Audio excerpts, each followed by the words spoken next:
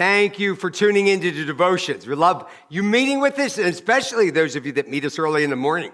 Okay, today we're still Mark 11, and I want to talk about all hoot and no fruit. Now, I was talking about that crowd yesterday. Boy, they're quick to run after God. They're quick to praise the Lord. And boy, they're quick to run when trouble hits. Okay, Jesus curses the fig tree. Now, the cursing of the fig tree, Jesus is with his disciples.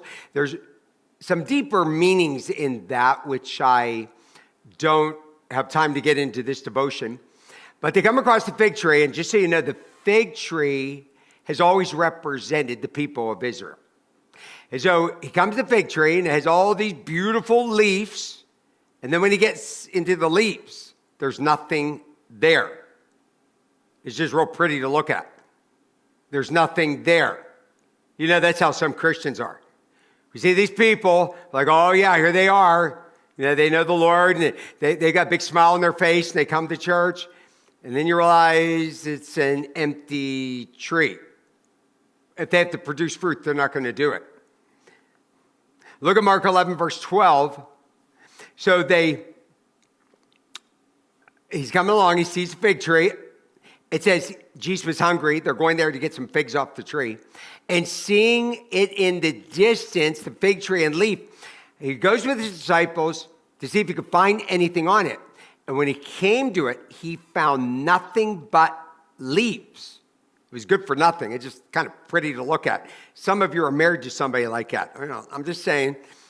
For it was not the season for figs, and he said to it, may no one ever eat fruit from you again. And those disciples heard it. Okay, they were shocked when they came back a few days later, and the tree was dead. Now, this has several meanings, but one of the meanings that we see here, if you are a believer, you're going to produce fruit. Did you hear that? If you're a believer, you're going to produce fruit. There's got to be some sort of evidence that we can charge you with in court that you are a Christian. If your faith in God, your love of God is not strong enough to take you to church, there's not going to be nothing there to take you to heaven.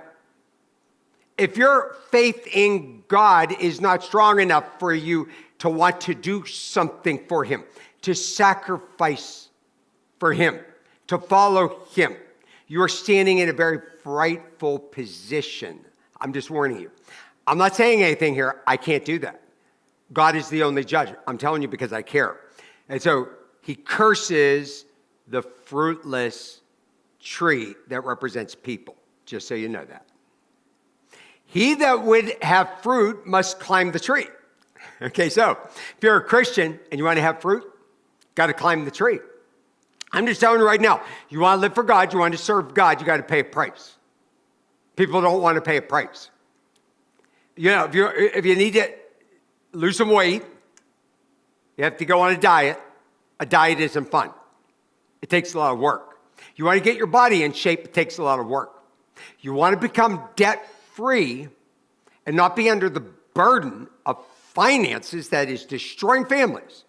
It's going to take a lot of hard work, maybe long hours, a lot of sacrificing to do that. If you're living for God, there's got to be a lot of sacrificing to put God number one. Look with me in John 15, verse 4. Jesus said, now if you abide in me, and I in you, as the branch cannot bear fruit by itself, unless it abides in the vine. So, you know, the branch has got to be in the vine, it's got to be wrapped up there in the tree to get its life to produce fruit. Neither can you unless you abide in me. So I mean, we have to live for him and be connected to him and love him. Read his word. Spend time with him. Look, he says, I'm the vine and you are the branches. Whoever abides in me, stays with me, and I in him. He it is that bears much fruit, for apart from me, you can do nothing. Isn't that true?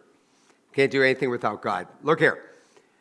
Many people live their lives, it's all hoot and no fruit.